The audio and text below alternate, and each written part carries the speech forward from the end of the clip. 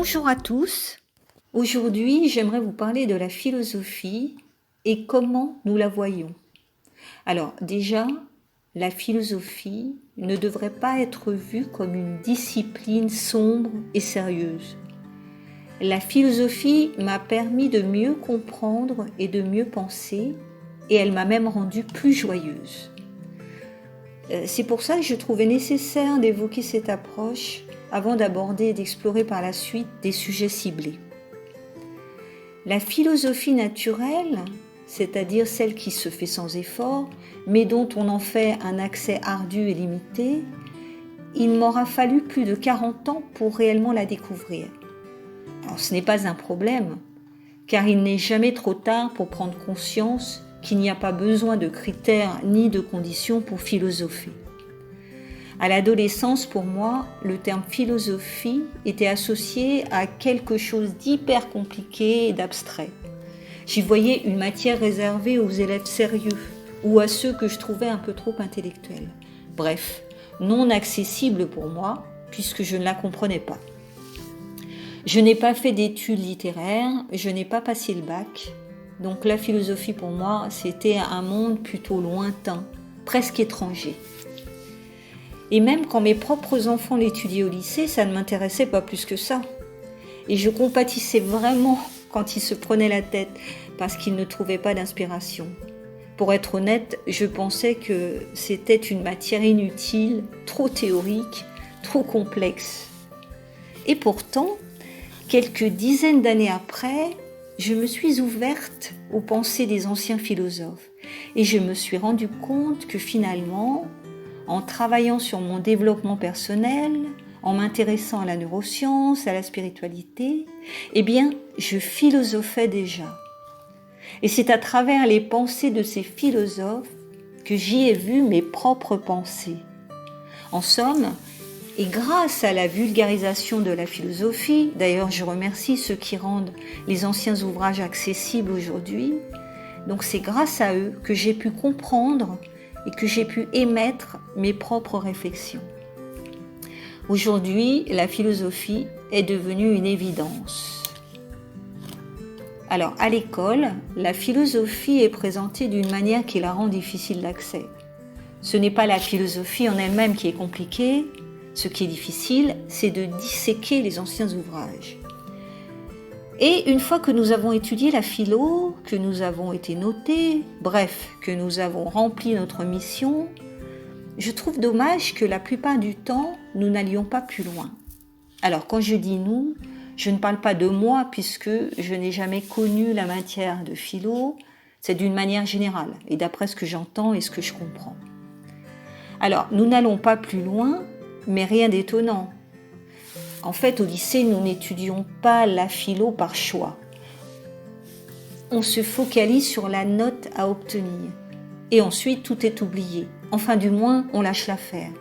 On est même soulagé que ça se termine. Et du coup, on ne cherche pas à poursuivre cet état de réflexion. En plus, à 17 ans, nous ne sommes pas forcément aptes au discernement. On n'a pas encore vécu assez de choses pour comprendre pourquoi ces questions-là, ces pensées philosophiques sont importantes. Je parle évidemment d'une manière générale. À l'école, quand on fait un devoir de philo, il n'y a pas vraiment de bonne réponse, comme en maths ou en géo. C'est selon ce que va penser l'enseignant de nos écrits. Ça fait flipper. Nous sommes notés sur notre compréhension du texte et notre capacité à l'analyser. Et la note dépendra de l'interprétation et du jugement du correcteur, ce qui est abstrait. Et si cette matière ne nous intéresse pas et que nous ne sommes pas à l'aise, c'est d'autant plus stressant, car il y a vraiment des efforts à faire. Et les efforts ne signent pas notre spontanéité, notre naturel. C'est sans doute cela qui la rend lourde à aborder et qui en fait une source de stress au moment des examens. Les professeurs sont théoriquement là pour vous apprendre, mais apprendre c'est bien, mais l'inspiration c'est aussi important, c'est même essentiel. Aujourd'hui, certains d'entre eux inspirent leurs élèves, ce qui rend la tâche beaucoup plus facile. Mais beaucoup, malheureusement, il me semble, ne savent pas éveiller l'intérêt des élèves.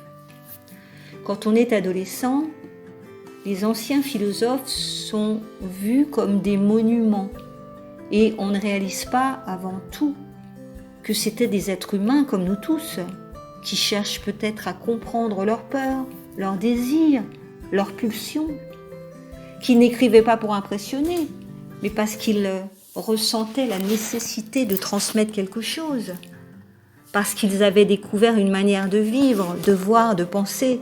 Ils espéraient alors quelque part que cela pourrait aider les autres. Mais qu'on soit de ceux qui sont inspirés ou pas, j'aime à penser que la philosophie scolaire laisse une trace. Les textes philosophiques, on ne fait pas que les apprendre. Ils s'intègrent en nous, ce sont comme des graines qui germent. Et puis un jour, après une expérience, après avoir suffisamment vécu pour se poser des questions sur la vie, ou bien du fait d'une situation inhabituelle, quelque chose se réveille. La phrase alors entendue il y a 20 ans au cours de philo, le concept qu'on n'avait pas compris, prend soudain tout son sens. Comme si ce que nous avions étudié sans forcément comprendre attendait le bon moment pour émerger et être reconnu. La philosophie est un art de vivre et ne devrait pas être enfermée dans une matière. Elle traverse toutes les matières. On peut philosopher en mathématiques quand on s'interroge sur la vérité, en géo, en biologie, lorsqu'on est dans sa cuisine, en regardant une fleur, en exerçant son métier. Donc, au lycée, on nous parle des pensées des philosophes, mais on ne nous explique pas forcément ce que philosopher veut dire. En tout cas, on ne le comprend pas toujours. La philosophie est un art de vivre, une attitude. Elle s'ouvre dans tous les domaines, mais pas seulement dans les textes des philosophies. Philosopher, c'est raisonner sur ce qui nous entoure, s'étonner, questionner, relier, chercher du sens. Certes, ce qu'on nous demande, c'est en quelque sorte philosopher sur ses pensées, et donc c'est l'occasion de penser par soi-même. Mais la philo ne s'arrête pas aux livres des anciens.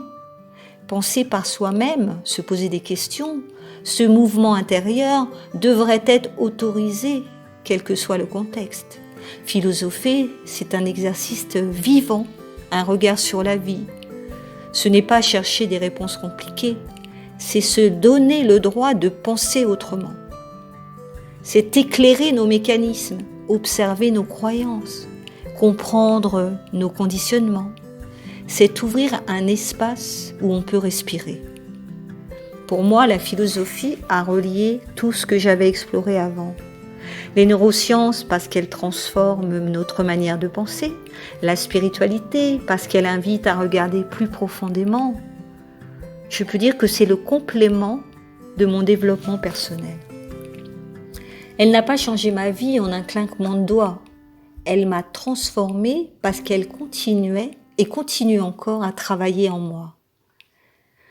J'aimerais remercier vraiment toutes les personnes qui prennent des pensées anciennes et les rendent vivantes, accessibles, ceux qui les traduisent, les simplifient, les rendent audibles. Comprendre enfin les pensées de Spinoza m'a permis de mettre des mots sur mes interrogations, sur mes doutes.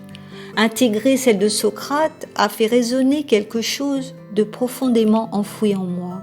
Toutes ces pensées sont comme des matières premières. Elles nous aident à faire émerger nos propres idées, celles qui nous gouvernent en silence, celles qui étaient déjà là, mais que nous n'avions pas encore explorées, parce qu'elles étaient trop profondes, trop cachées. La philosophie ne sert pas seulement à réfléchir, mais aussi à penser mieux, donc à mieux vivre. Philosopher, c'est se donner le droit de penser autrement, et penser autrement, c'est s'ouvrir à de nouvelles perspectives, de nouvelles expériences.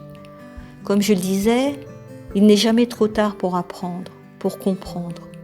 Il n'est jamais trop tard pour être bien dans sa vie.